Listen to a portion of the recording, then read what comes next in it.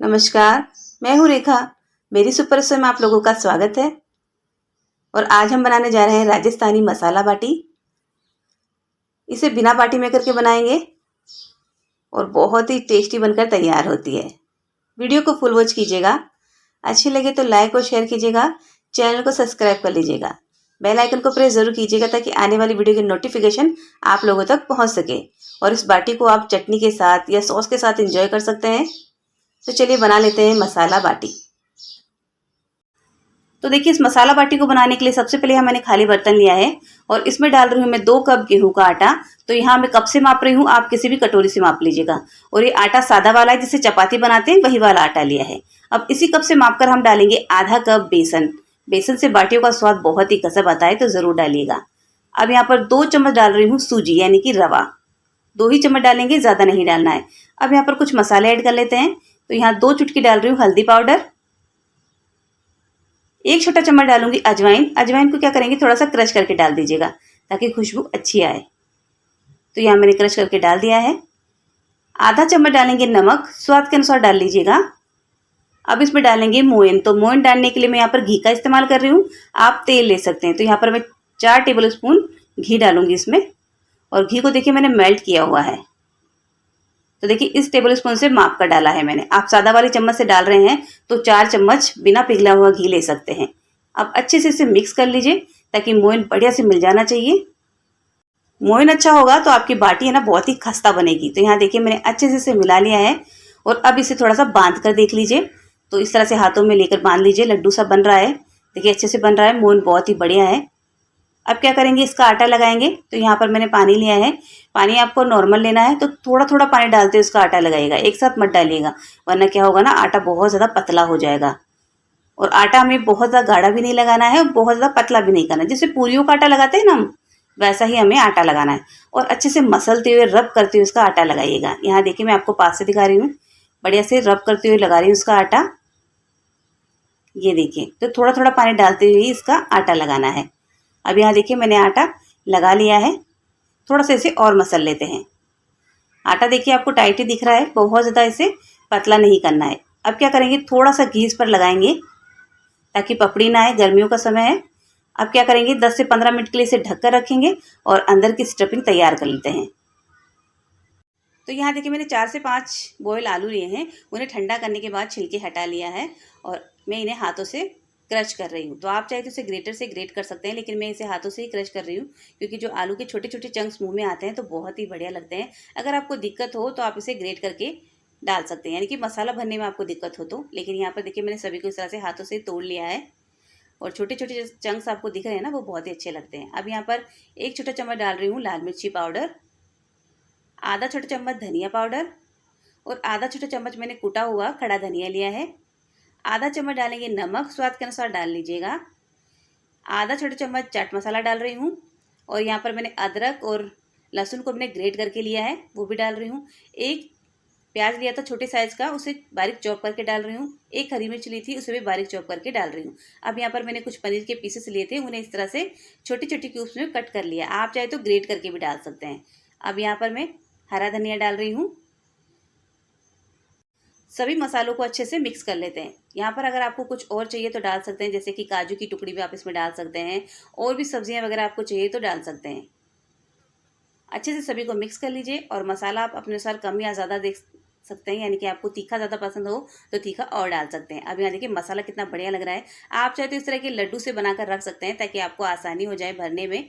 बाटी में जब इसे भरेंगे इस तरह के बनाकर रख लीजिए, लेकिन मैं यहाँ पर इसी तरह से डाल लेती हूँ, मुझे इसे बनाने की ज़रूरत नहीं है। अब यहाँ पर देखिए गैस पर मैंने कुकर रखा है क्योंकि आज हम कुकर में बनाने वाले हैं। और इसमें लगा है एक स्टैंड। नीचे कुछ भी नहीं डाला है मैंने, नमक वगैरह कुछ भी नहीं डाला है। और इसे 5 मिनट के लिए गर्म होने के लिए छोड़ देंगे। तो यहाँ देखिए ढक्कन लिया है और ढक्कन पर से सीटी हटा दी है और जो अंदर लगा हुआ रबड़ होता है ना, उसे भी हटा देना है। याद रखिएगा इस बात को, सीटी हटा देनी है और रबड़ भी हटा देना है। तो यहाँ पर मैंने इसे बंद कर दिया है और गैस मेरा फुल है। 5 मिनट के लिए इसे प्रीहीट होने देते हैं। मैं फिर से बता देती हूँ, सीटी हटा दी है मैंने और रबड़ भी हटा दिया है। अब चलिए आटे को देख लेते हैं। आटा देखिए अच्छे से रेस्ट कर चुका है, तो मैं थोड़ा सा इसे मसल लेती हूँ और इसमें से एक छोटा सा पोर्शन तोड़ेंगे। तो ये बाटियाँ थोड़ी सी बड़ी ही बनाऊंगी मैं, क्योंकि हम कुकर में बना रहे हैं। अगर आप चाहें तो छोटी छोटी भी बना सकते हैं। तो इस तरह से एक छोटा सा पोर्शन लीजिए और इस तरह से हाथ में इसे लेकर गोल गोल कीजिए और जैसे हम कचौरी बनाते हैं तो गोल गोल कटोरी बना लीजिए। इस तरह से देखिए बहुत ही आराम से ये बाटी बनकर तैयार हो जाती है। यहाँ देखिए बहुत ज़्यादा इसे मोटा मत रखिएगा, मैं आपको दिखाती हूँ। देखिए इस तरह का आपको इसे रखना है। देखिए अब मसाला डाल दीजिए, इसमें 2 से 3 चम्मच भरकर डाल दीजिए। देखिए मैंने खूब सारा मसाला ले लिया है और साइड से आटे को उठाते उसे बंद कर दीजिए। देखिए बहुत ही इजीली हो जाता है, बहुत आराम से, और ये बाटी बहुत ही गजब लगती है। इस तरह से इसे बंद कर दीजिए। ये हमारी बाटी बन गई है और अच्छे से इसे गोल कर दीजिए, अच्छे से सील कर दीजिए और थोड़ा सा इसे दबा दीजिए। इस तरह से थोड़ा दबा दीजिए। देखिए तो एक और बाटी बनाकर आपको दिखा देती हूँ मैं। यहाँ देखिए फिर से एक बाटी और बना लेते हैं। इस तरह से आपको गोल गोल करना है और कटोरी की तरह बना लेना है और इसमें डाल देना है मसाला। तो यहाँ देखिए 2 चम्मच मसाला भरकर डाल दिया है मैंने और साइड से आटा उठाते हुए उसे बंद कर दीजिए। तो बढ़िया से इसे पैक कर दीजिए। ये देखिए बहुत इजीली हो जाता है। यहाँ हमारी एक और बाटी बन गई है। तो इसी तरह से हमें सारी बाटी बनाकर तैयार कर लेनी है। ये देखिए बढ़िया से पैक हो गई है। अब यहाँ देखिए जो प्लेट हम कुकर में रखने वाले हैं, तो मैं पहले देख लेती हूँ कि हमारी इस प्लेट में कितनी बाटी आने वाली है। वैसे अभी बाटी नहीं रखेंगे, बाद में रखेंगे। तो यहाँ देखिए 3 बाटी आराम से आ जाएगी। तो इस प्लेट को सबसे पहले कुकर में रखेंगे, अभी इसमें नहीं रखेंगे इसे। मैंने इसे देखा है सिर्फ कि ये हमारी बाटी कितनी आ सकती है इसमें। तो यहाँ देखिए 3 बाटी आराम से आ रही है। कुकर अच्छे से गर्म हो चुका है, बढ़िया सी हीट आ रही है। देखिए तो जो प्लेट थी हमारी वो इसमें रखेंगे और उसमें लगाया है घी। घी ज़रूर लगाइएगा, वरना क्या होगा, बाटी चिपक जाएगी। तो जो प्लेट थी ना कुकर में फिट होने वाली, वो इसमें रख दी है और बाटियाँ भी इसमें रख देते हैं। तो यहाँ पर एक एक करते हुए बाटियों को इसमें रख दीजिए और बहुत ही ध्यान से रखिएगा क्योंकि कुकर है ना बहुत ज़्यादा गर्म हो चुका है। तो यहाँ देखिए मैंने तीनों बाटी इसमें रख दी है और गैस को हमें मीडियम कर देना है। इस बात का ध्यान रखिएगा, थोड़ा सा गैप रख लीजिएगा इनमें। और अब इसे बंद कर देते हैं। गैस को मीडियम रखना है और इसे 15 मिनट के लिए छोड़ देना है। बीच में बिल्कुल भी ढक्कन हटा के नहीं देखना है। 15 मिनट तक इसे इसी तरह के छोड़ देना है हमें। अब यहाँ देखिए 15 मिनट हो चुके हैं, तो ढक्कन को हटाकर देख लेते हैं। आप चाहे तो यहाँ पर कुकर के ढक्कन की वजह से कोई प्लेट भी रख सकते हैं। अब यहाँ देखिए इसे पलट लेते हैं। ऊपर से देखिए कितनी ड्राई हो गई है, तो ध्यान से पलटिएगा बहुत ही। यहाँ देखिए कलर देखिए कितना प्यारा आ गया है। कुकर बहुत ज़्यादा गर्म है, इस बात का मैं बार बार आपको बता रही हूँ। ये देखिए कितना अच्छा कलर आ गया। देखिए बहुत ही बढ़िया से तैयार हुई है। अब क्या करेंगे, थोड़ा सा इस पर घी लगाएंगे ताकि जो बाटी है ना हमारी ड्राई ना हो और अच्छे से अंदर तक पक जाए। तो थोड़ा थोड़ा घी लगा दिया है देखिए मैंने। और फिर से इसे ढक देंगे 15 मिनट के लिए और गैस मीडियम ही रहेगा हमारा। और 15 मिनट बाद फिर मैं आपको इसको दिखाऊंगी। अब यहाँ देखिए 15 मिनट हो चुके हैं, तो फिर से इसे चेक कर लेते हैं और फिर से इसको पलट के देख लेते हैं। देखिए मैं आपको पास से दिखा रही हूँ। ये देखिए ये साइड भी कितनी बढ़िया से इसकी तैयार हो चुकी है। देखिए तो देखिए 15 मिनट मैंने ऊपर से 15 मिनट नीचे से इस तरह से पकाया है। अब क्या करिए 5-5 मिनट आप इसे साइड से पका लीजिएगा। जिस तरह से बाटियों पर थोड़ा सा घी लगाएंगे पहले, बाटियाँ हमारी ड्राई हो गई ना, थोड़ी अच्छे से पक जाएगी। ये देखिए अब आप इसे क्या कीजिए, बाटियों को 5-5 मिनट के लिए इस तरह से खड़ा करके पका लीजिए ताकि साइड से अगर आपको कच्ची लग रही हो तो ये अच्छे से सिक जाए। देखिए इस तरह से ऐसे आप इसे छोड़ दीजिए और 5-5 मिनट के लिए आप इसे इस तरह से पका लीजिएगा। तो चलिए ढक देते हैं और इस समय गैस को स्लो रख लीजिएगा, मीडियम गैस मत रखिएगा। स्लो गैस पर 5 मिनट यानी कि 10 मिनट के लिए और पकाना है आपको, अलट पलट करते हुए।